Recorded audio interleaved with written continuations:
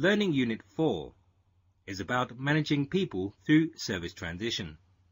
Here we will learn about managing communications and commitment, stakeholder management, and managing organizational and stakeholder change through service transition. Let us start with the understanding of managing people through service transitions. Communication is central to any service transition change process. The greater the change, the greater the need for clear communication about the reasons and rationale behind it, the benefits expected, the plans for its implementation, and its proposed effects. Communications need to be targeted at the right audience and clearly communicate the messages and benefits consistently. If total honesty is not possible, admit this and explain why it is not possible. For example, for security reasons. Understanding people's commitment is important before planning the communications. Managing communications and commitment.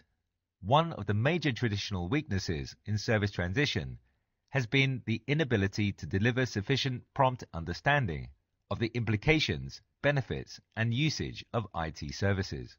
Organizational and stakeholder change. Reflecting the holistic nature of change that service transition must be based on, organizations do not transform their IT service by only changing the IT services.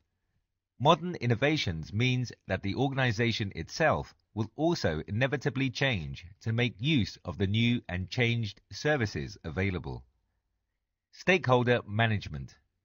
Success of a change largely depends on the involvement of stakeholders. It is necessary to identify all stakeholders, as some potentially impacted are aware of proposed changes, unable to register their concerns and wishes. The support is lost if not included. Let us now move on to the next slide. In our last slide, we understood the concept of managing people through service transition process.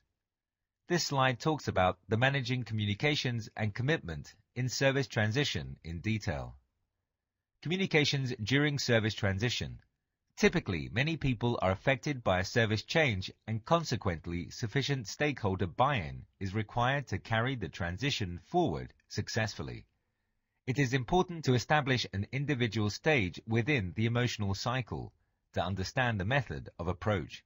The important activities are stakeholder analysis, staff managing ST understand impact to others, two-way